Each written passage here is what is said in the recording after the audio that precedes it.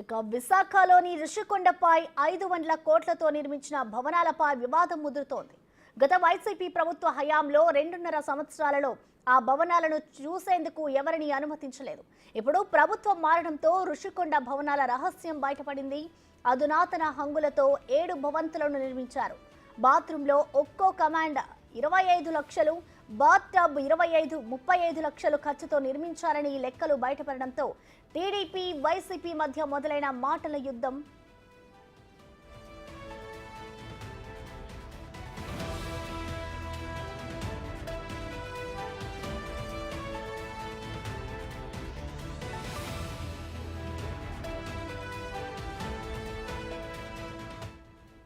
అలానే ఋషికొండను తొలగించి మట్టిని తరలించడానికి కూడా 91 కోట్ల రూపాయలు ఖర్చు చేయడం చర్చనీయాంశమవుతోంది. ఆ కాంట్రాక్టులు కూడా జగన్ సొంత మనుషులకు ఇచ్చారంటూ టీడీపీ నేతలు విమర్శలు గుప్పిస్తున్నారు. అయితే 2.5 ఏళ్ల తర్వాత ఋషికొండ భవనాల రహస్యం బయటపడడంతో వైసీపీ డిఫెన్స్ లో పడిందని ఆరోపణలు వస్తున్నాయి. ఋషికొండలో ఉన్నవి ప్రభుత్వ భవనాలే అంటూ వైసీపీ ట్విట్టర్లో వివరణ ఇచ్చింది. అవేవి ప్రైవేటు ఆస్తులు కావని, ప్రభుత్వానికి సంబంధించిన ఆస్తులని తెలిపింది. విశాఖ నగరానికి ఒక ప్రధానమంత్రి వచ్చినా, ఒక రాష్ట్రపతి వచ్చినా, ముఖ్యమంత్రి వెళ్ళినా, గవర్నర్ లాంటి వ్యక్తులు వెళ్ళినా వారికి ఆతిథ్యం ఇవ్వడానికే ఆ భవనాలు అని ట్వీట్ చేసింది.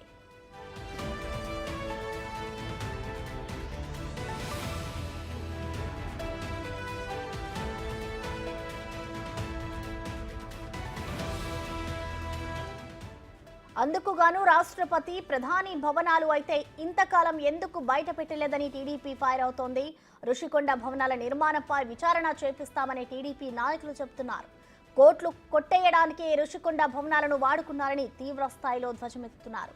ఋషికొండ రాజప్రసాద భవనాల్లో వాష్రూమ్లోని కమాండ్స్, బాత్ టబ్లో ఖర్చుపైనే టీడీపీ ప్రధానంగా ఫైర్ అవుతోంది. దీంతో మొత్తానికి ఋషికొండ కొత్త రాజకీయానికి వేదికైందనే చర్చ నడుస్తోంది.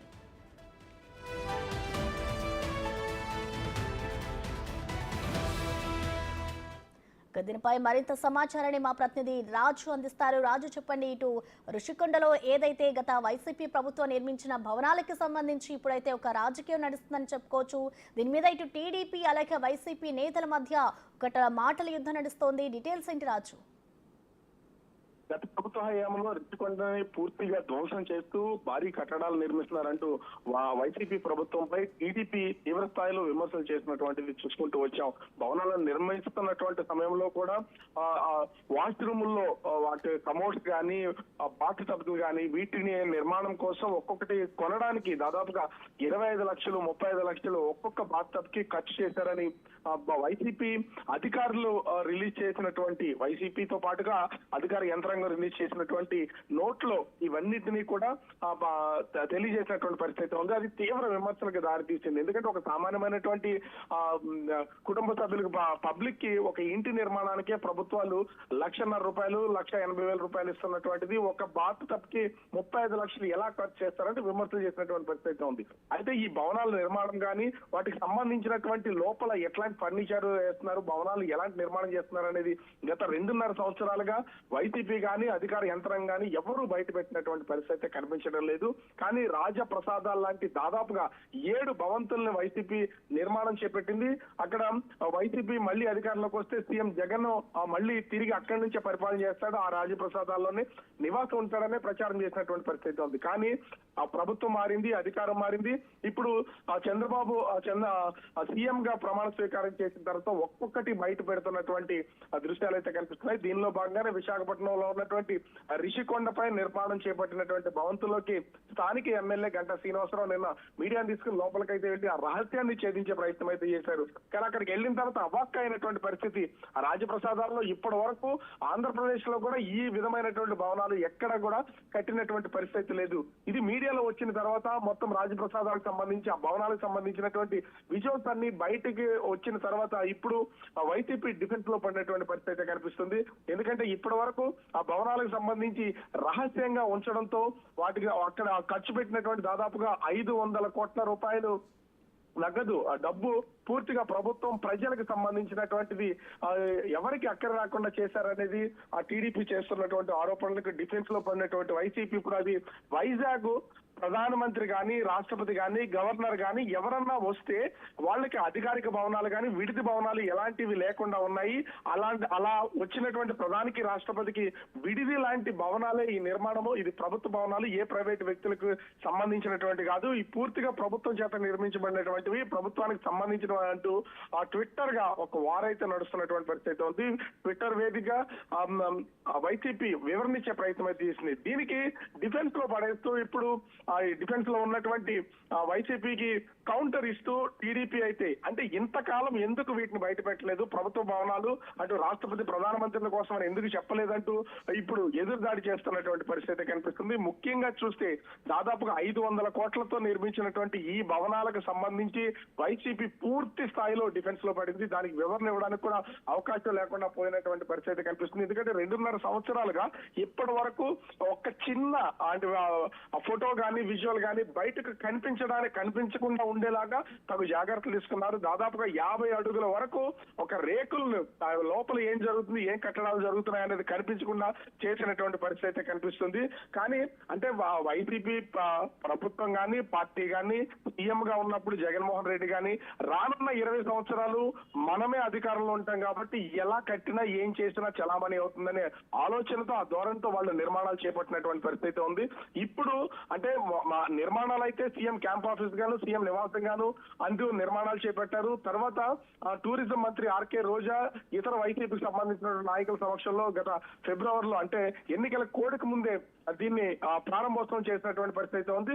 ప్రారంభోత్సవ ఫలకాల మీద కూడా, శిలా ఫలకాల మీద కూడా ఇది టూరిజం డిపార్ట్మెంట్ కి సంబంధించినటువంటి భవనాలు అని చెప్తున్నారు. ఇప్పుడు మళ్ళీ అధికారికంగా అటు ప్రధానమంత్రి, రాష్ట్రపతి, గవర్నర్ లాంటి ఉన్నతమైనటువంటి వ్యక్తులు ఎవరన్నా వస్తే వాళ్ళకి విడిది కేంద్రాలని చెప్తున్నటువంటి పరిస్థితి కనిపిస్తుంది. కానీ దీని మీద పూర్తి స్థాయి విచారణ చేపడతామని ఇప్పుడు టీడీపీ అంటున్నటువంటి పరిస్థితి కనిపిస్తుంది. ముఖ్యంగా చూస్తే 7 భవనాల కోసం 500 కోట్ల రూపాయలు ఖర్చు చేసినా ఆ ఖర్చు పెట్టినటువంటి ఖర్చు తిరిగి రాబట్టడానికి టూరిజానికి వీటిని అప్పగించినా కూడా హైదరాబాద్ లో ఉన్నటువంటి ఫలక్నుమా ప్యాలెస్ లాంటి భారీ భవంతినే నిత్యము అంటే అద్దెకు తీసుకుని వాటిల్లో సెలబ్రేట్ చేసే అవకాశం అయితే ఉంది. ఎందుకంటే కోట్ల రూపాయలు అద్దెలు చెల్లించాల్సినటువంటి పరిస్థితి ఉంది.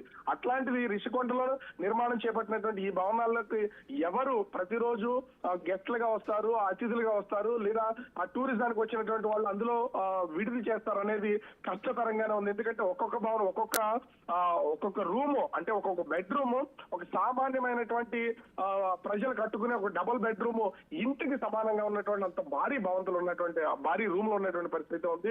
రెంట్ చెల్లించాలన్నా కూడా కొన్ని వేల రూపాయలు ప్రతి ఒక్క రోజుకి చెల్లించాల్సినటువంటి పరిస్థితి ఉంది. అంటే ఈ కోణంలో ఆలోచించినటువంటి టీడీపీ ఇవి ఎందుకు ఉపయోగించాలో ప్రస్తుతం అయితే అర్థం కానటువంటి పరిస్థితి ఉంది. సీఎం చంద్రబాబు దగ్గర వీటిని ఈ సంబంధించినటువంటి మ్యాప్ ని, అదే విధంగా ఈ బంగ్లాలకు సంబంధించినటువంటి పూర్తి వివరాలను చంద్రబాబు దగ్గర అయితే ఉంచుతాం. ఆయన ఎట్లాంటి నిర్ణయం తీసుకుని వీటిని వినియోగించాలనేది ఆలోచిస్తాం. కానీ దీని మీద జరిగినటువంటి భారీ అవినీతికి సంబంధించి అధికారుల దగ్గర నుంచి ప్రభుత్వంలో ఉన్నటువంటి మంత్రుల వరకు ప్రతి ఒక్కరి మీద విచారణ అయితే చేపట్టడానికి మేమైతే సంకల్పించాం. ఖచ్చితంగా దీన్ని విచారణ అయితే చేస్తాం. ఎందుకంటే ఈ రిషికొండని తొలగించడానికి, ఆ మట్టిని తరలించడానికే దాదాపుగా 91 కోట్ల రూపాయలను వెచ్చించారు. 61 ఎకరాల్లో మొత్తం మట్టిని అయితే పూర్తిగా తొలగించి ఆ మట్టిని తరలించేసి అమ్మేసుకున్నారు. దాని మీద కూడా విచారణ చేస్తాం. దీని వెనక పూర్తిగా వైసీపీ పార్టీకి సంబంధించినటువంటి జగన్ సొంత మనుషులు ఉన్నారు. దీని మీద విచారణ చేపడతామని ఆ టీడీపీ చెప్తున్నటువంటి పరిస్థితి కనిపిస్తుంది. 9.8 ఎకరాల్లో ఈ 7 భవనాలు అయితే నిర్మాణం అయితే జరిగింది. వీటిలో లోపల కొనుగోలు చేసినటువంటి సోఫాలు గానీ, ఫ్యాన్లు గానీ, లేదా ఫర్నిచర్, పూర్తి స్థాయిలో ఇంటీరియర్ డెకరేషన్, ముఖ్యంగా కమోడ్స్, వాష్రూమ్ లో ఉన్నటువంటి కమోడ్స్ గానీ, అదే విధంగా బాత్ టబ్స్ కానీ వీటన్నింటికి సంబంధించి లక్షల రూపాయలు ఖర్చు చేస్తారు. వీటిలో అవినీతి జరిగింది. ఆ అవినీతి పైన పూర్తి స్థాయిలో విచారణ జరిపించడానికి మా ప్రభుత్వం సిద్ధంగా ఉందని ఇప్పుడు టీడీపీ చెప్తున్నటువంటి పరిస్థితి ఉంది. ఇప్పటి వరకు నిన్నటి నుంచి అంటే టీడీపీ, వైసీపీకి సంబంధించినటువంటి వాళ్ళు ట్విట్టర్ వేదికగా విమర్శలు అయితే చేసుకున్నారు. కాకపోతే దీనికి సంబంధించి పూర్తి స్థాయిలో అధికారికంగా మాత్రము అంటే వైసీపీ పార్టీ నుంచి ఏ ఒక్కరు స్పందించినటువంటి పరిస్థితి అయితే లేదు.